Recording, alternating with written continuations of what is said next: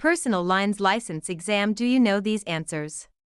Question 1. An agreement that gives an agent the right to represent the insurer is agency agreement, binding receipt, insuring clause, fiduciary bond.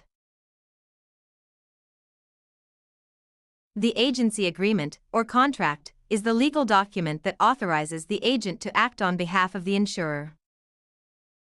Question 2. Liability insurance primarily protects the insured against third-party claims, damage to their own property, medical emergencies, loss of income. Liability coverage pays damages to a third party when the insured is found legally responsible for injury or property damage. Question 3. The person who receives the proceeds of a life insurance policy is the beneficiary, insured, policy owner, agent. The beneficiary is the individual or entity named in the policy to receive the death benefit. Question 4. An independent agent is distinct because they represent multiple insurers, are employed by one insurer, sell only life insurance, cannot bind coverage. Independent agents are not captive to a single company, they represent multiple insurers and can shop around for clients. Question 5. Which type of authority is specifically written in the agent's contract? Express authority, implied authority, apparent authority, assumed authority. Express authority is the specific, written power explicitly granted to the agent by the principal in the agency agreement. Question 6. The transfer of risk from an individual to an insurance company is known as insurance, avoidance, retention, reduction. Insurance is defined as the transfer of pure risk from an individual or entity to an insurance company. Question 7. A morale hazard refers to carelessness or indifference, dishonesty, physical defects, occupational dangers.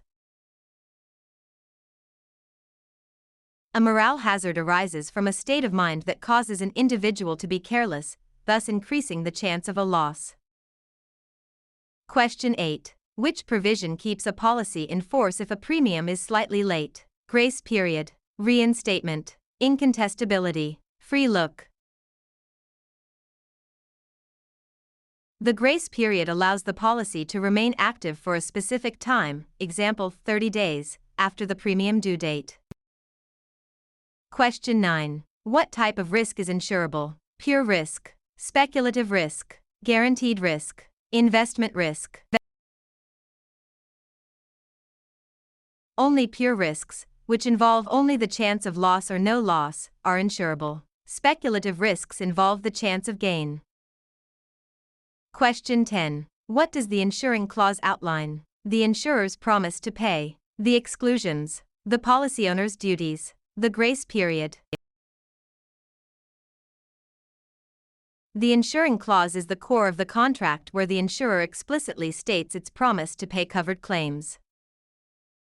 Question 11. What does a waiver of premium rider do? Waives premiums if the insured becomes disabled, removes the deductible, refunds all premiums at maturity, lowers the overall policy cost. This rider suspends premium payments if the insured becomes totally disabled, keeping the policy in force. Question 12. Comprehensive coverage on an auto policy covers which of the following? Theft or hail damage, collision with another vehicle, medical bills of the other driver, damage to public property. Comprehensive, or other than collision, covers non-collision events like theft, fire, vandalism, and weather damage.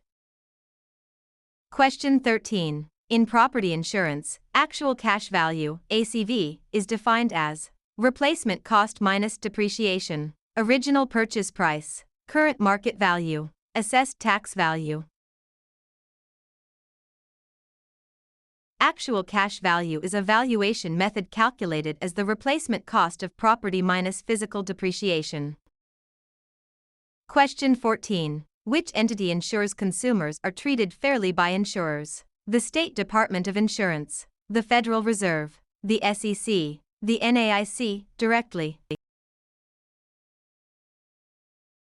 State departments of insurance regulate insurers locally and enforce laws to protect consumers.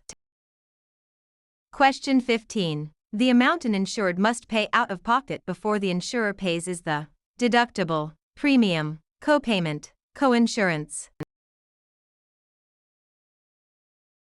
A deductible is the initial amount the policyholder must pay toward a covered loss before the insurance kicks in.